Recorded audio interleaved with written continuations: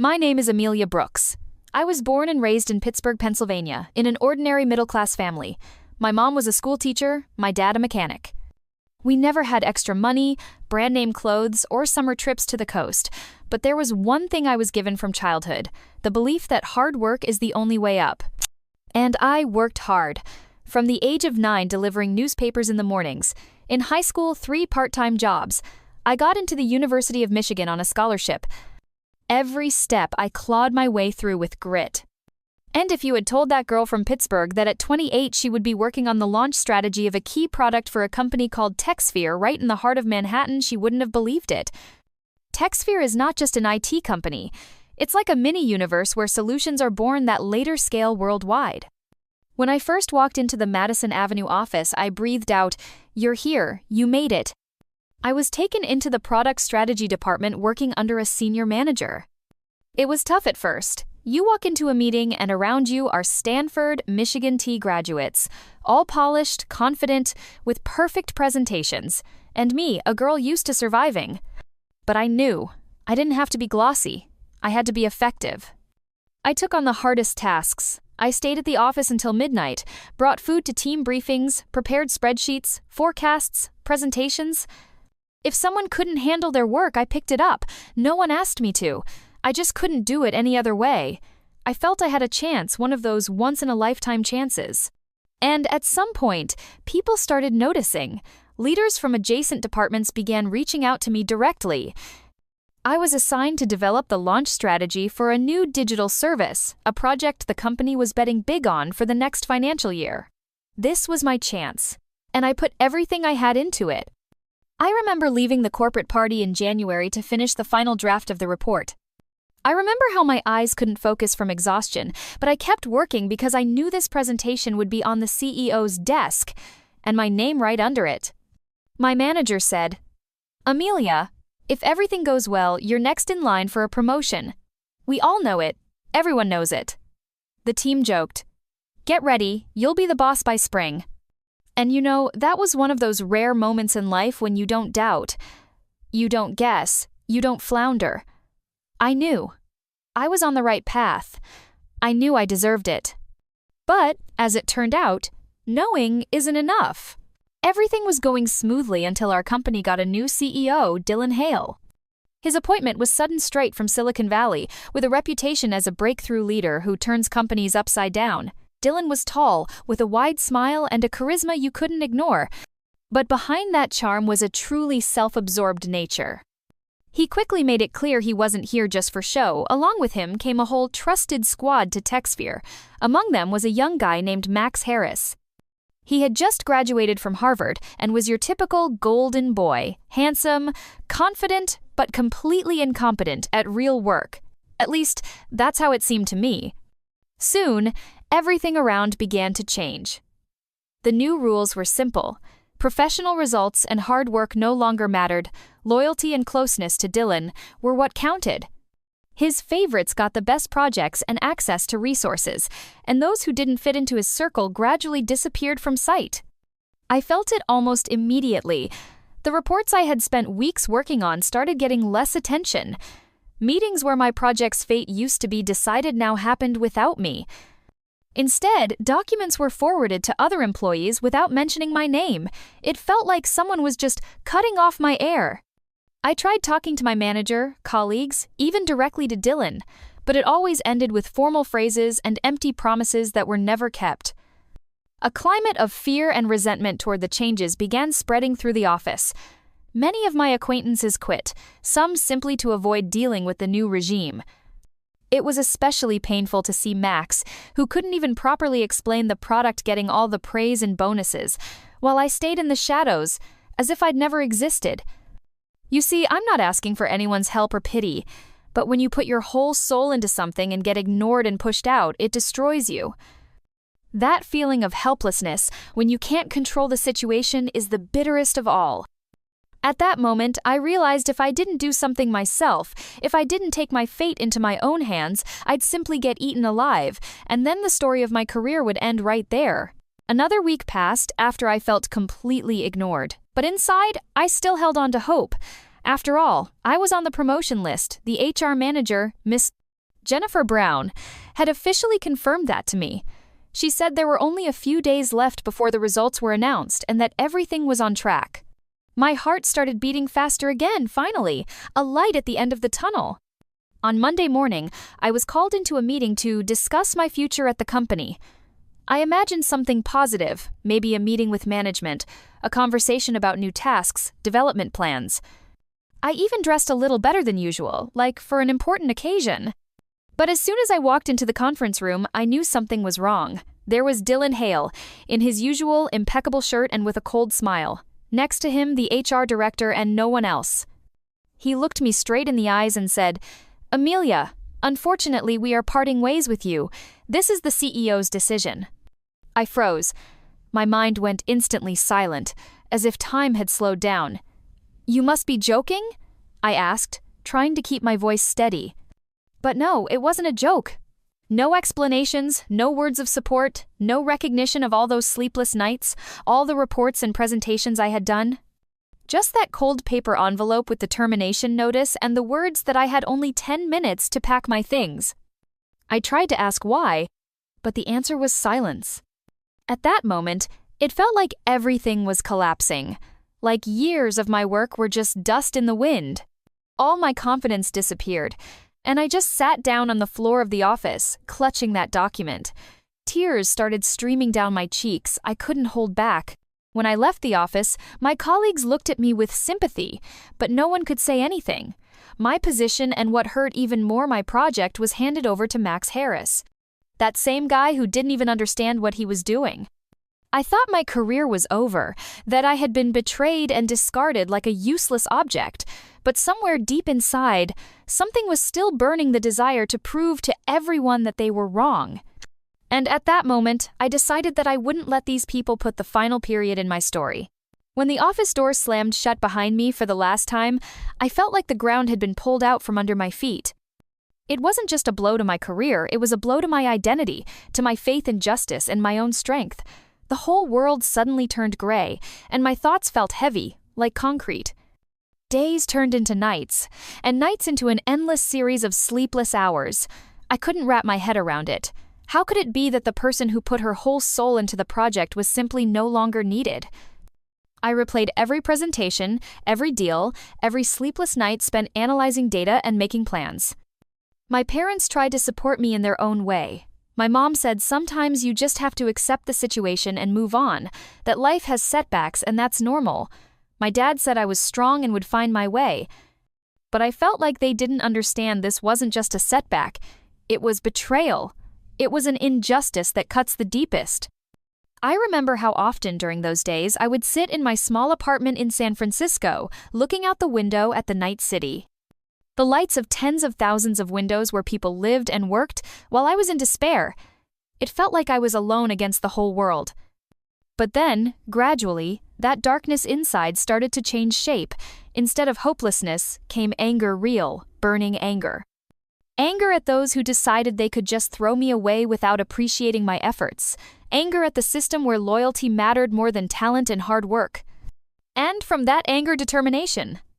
I remembered one moment when, at a meeting with dozens of managers and executives, I was the one who saved the project from failure.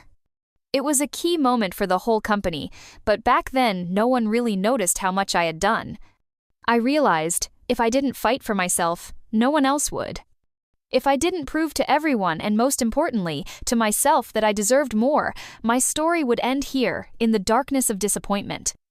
And at that moment I decided I wouldn't let anyone steal my future, and I would start by remembering everything I have and what I can still do next.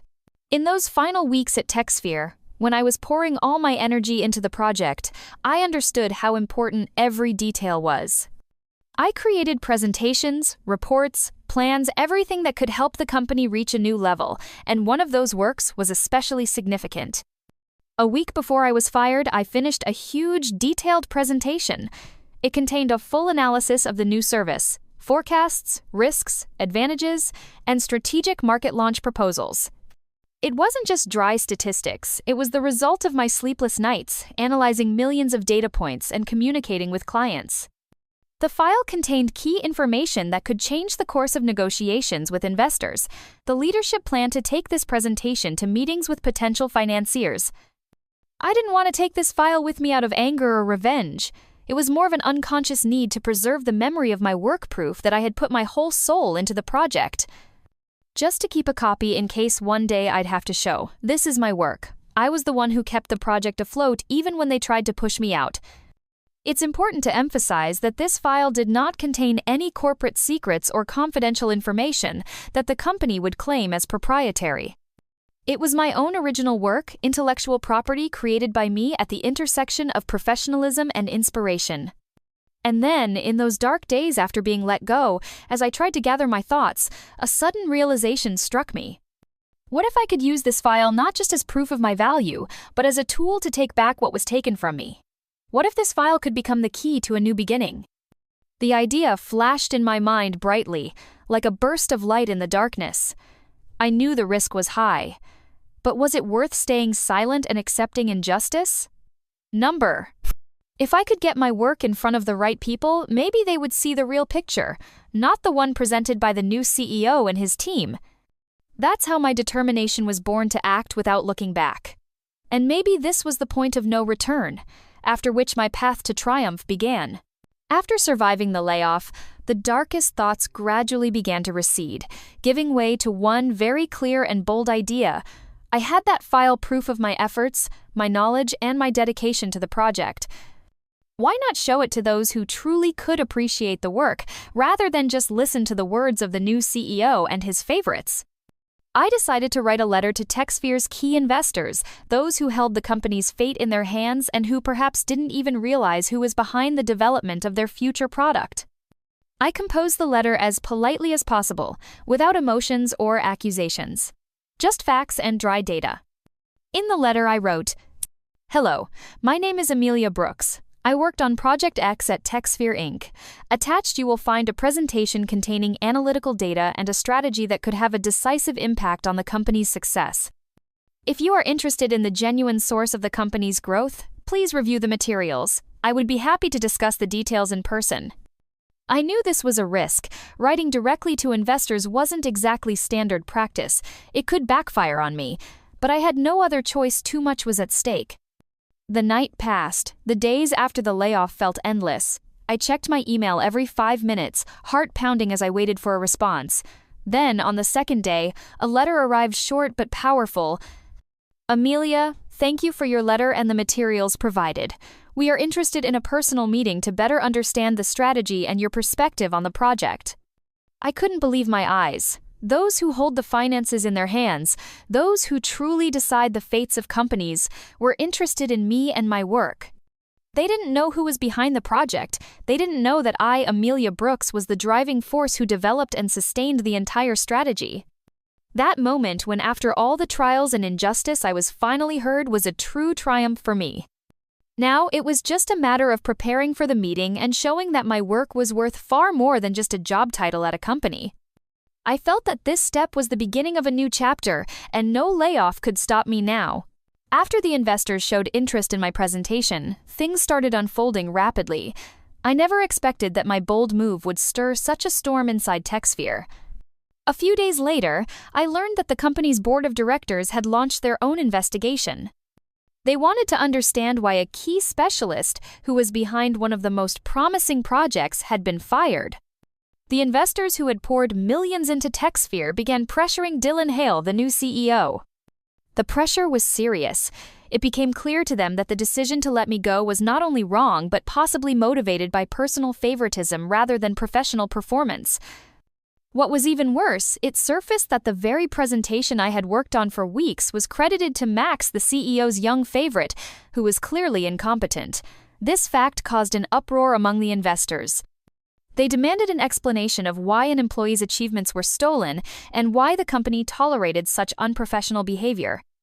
HR tried to smooth things over, attempting to bury the conflict so as not to air dirty laundry in public. But the investors were adamant. They demanded transparency and a public inquiry. Otherwise, they threatened to freeze funding and reconsider their investments. Meanwhile, rumors began to spread rapidly throughout the company. My name, Amelia Brooks, was mentioned more and more. Colleagues began to reassess their attitudes. Many sympathized with me and admired my courage. Then I received an invitation, a letter with an official offer to return to TechSphere, but no longer just as an employee, rather on entirely new terms. I was offered a position with real influence over strategy and decision-making, the role I had always dreamed of. I knew this invitation wasn't just compensation for the past, but a chance to start anew, to prove that even in the toughest circumstances, one can achieve justice and respect. In that moment, I realized my fight was only beginning, and I was ready to fight for what rightfully belonged to me. When I was offered to return to TechSphere, I took a long time to think. I didn't want it to be just about revenge or proving my point by any means. For me, it was important to restore justice, and to do it on my own terms. I decided to come back as an external consultant, not a full-time employee, not just another link in the bureaucratic chain. I wanted freedom to make decisions and work without pressure. I needed space for creativity and responsibility. The negotiations were tough. I insisted on conditions that once seemed impossible: complete independence in my work, the right to authorship of all my developments, and fair compensation on my terms. It was crucial for me that my efforts were recognized and protected. To my surprise, the leadership under pressure from the board and investors agreed. Moreover, Dylan Hale himself was forced to apologize publicly. This was particularly telling. His apology sounded like an admission of mistakes, and it wasn't delivered by him personally, but through the company's press release. It was immediately clear the pressure came from above, and this time justice prevailed. Max, the very favorite to whom my work was attributed, was fired. His career at TechSphere ended as quickly as it began. The clique of favorites, trying to dominate the company, was dismantled. There was a new energy in the air. The company started to change, and I, even as an external consultant, became part of that change. My return was not just a personal triumph, but the beginning of a new era for TechSphere.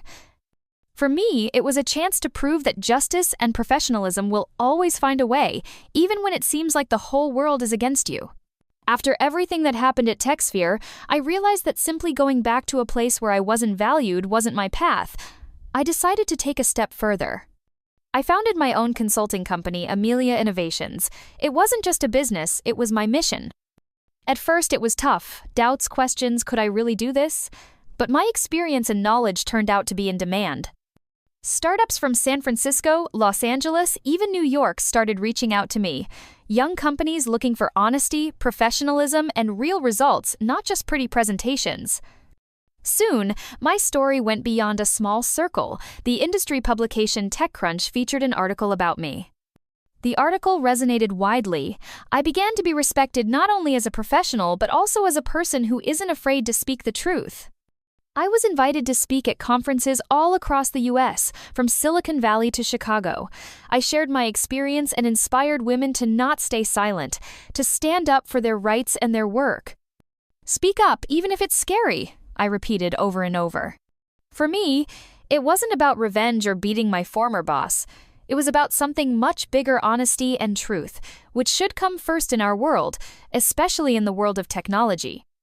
I understood that success is not just about career or money, it's about rising above your fears and doubts, walking your own path, and inspiring others to do the same.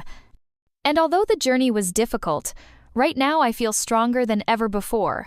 If that very day, the day I got that termination paper, I hadn't been thrown out of TechSphere, I probably would never have become the person I am today. It might seem like I lost everything: my position, my team, my confidence in tomorrow, but it was precisely that loss that gave me freedom. They took away my role, but they gave me a path I chose myself, not one imposed from above. Sometimes it feels like losing is the end, but in reality, it's the beginning. The beginning of something you couldn't see while you were inside the system. When you're thrown out of the system, you have two choices. The first, to break down, give up, fade into the shadows. The second, to build your own system. Your own path, your own space, your own truth. I chose the second path because I realized you can't be afraid to lose what never truly belonged to you. Freedom is the ability to build something new, even if it's scary. After all, it's through pain and loss that real clarity comes: who you are, what you want, and what story you want to leave behind. Now, when I walk past the TechSphere building, I smile, because it's no longer my home. I built my own. And if you ever find yourself losing everything, don't be afraid. Sometimes you're just being made room to become better, stronger, higher. And here I am, free, confident, and ready for new heights. Her voice echoes softly off-screen, slow and calm. Don't be afraid to lose. Sometimes loss is a gift, a chance, freedom.